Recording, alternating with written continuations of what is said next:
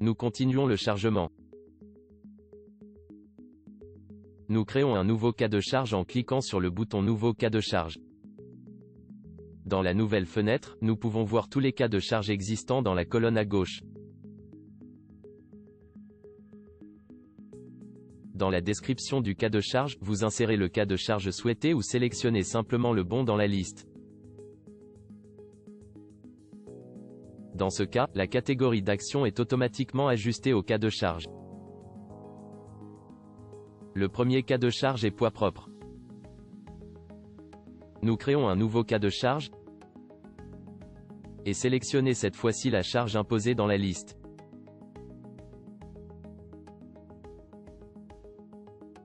Nous vérifions si la case poids propre est décochée, sinon elle est calculée 2 fois.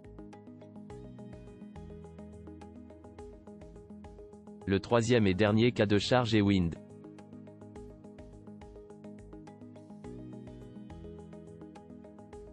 Sous paramètres de calcul, nous pouvons définir des options supplémentaires et le type de calcul, mais cela n'est pas nécessaire pour le moment.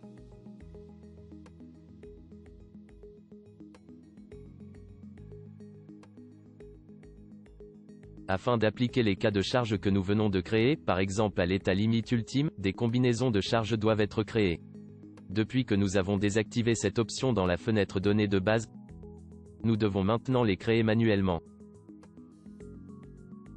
Pour ce faire, cliquez sur Créer une nouvelle combinaison de charge. Nous ne devons pas nécessairement entrer de description.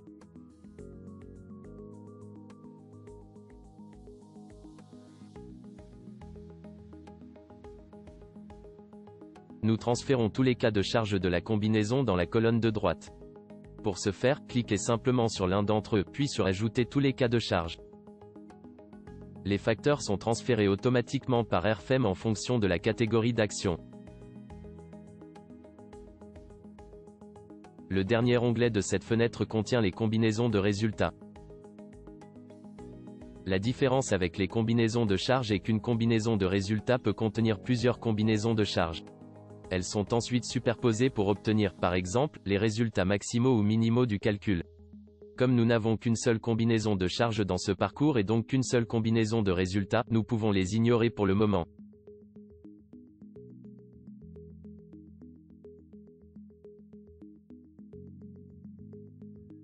Nous appliquons maintenant des charges à notre bâtiment. Nous sélectionnons d'abord le cas de charge dans lequel la charge doit agir, par exemple le poids propre. Nous cliquons sur l'icône Nouvelle charge de surface et nous pouvons déjà voir les propriétés de la charge dans une nouvelle fenêtre. Le poids propre est une force, agit uniformément sur toute la surface et en direction de l'axe Z global. La magnitude de charge est de 1 kN, mètre carré.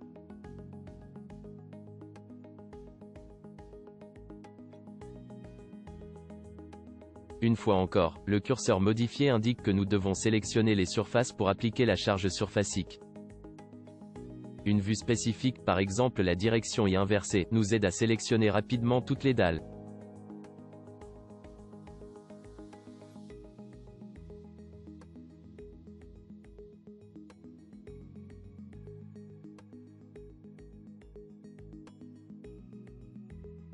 Nous n'avons pas besoin de la grille pour le moment, nous la masquons donc pour mieux voir les charges. Pour le poids propre sur les semelles supérieures des treillis, cliquez sur Nouvelle charge de barre, pas sur Nouvelle charge de ligne, car la charge de ligne se réfère aux surfaces.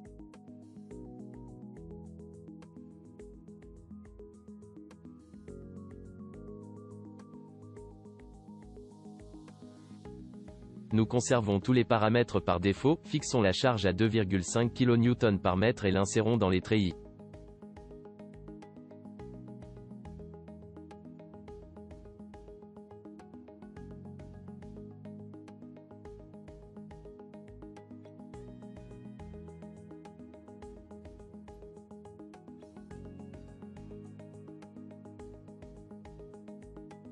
Nous allons au cas de charge vent.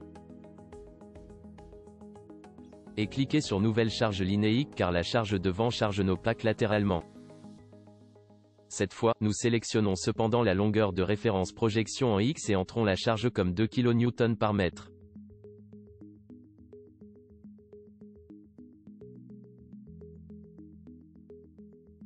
On clique sur les côtés des plaques où le vent peut attaquer.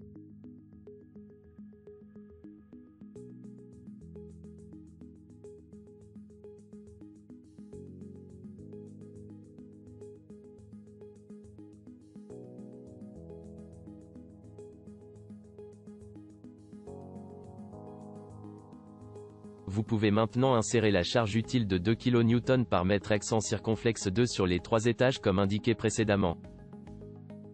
Bonne continuation.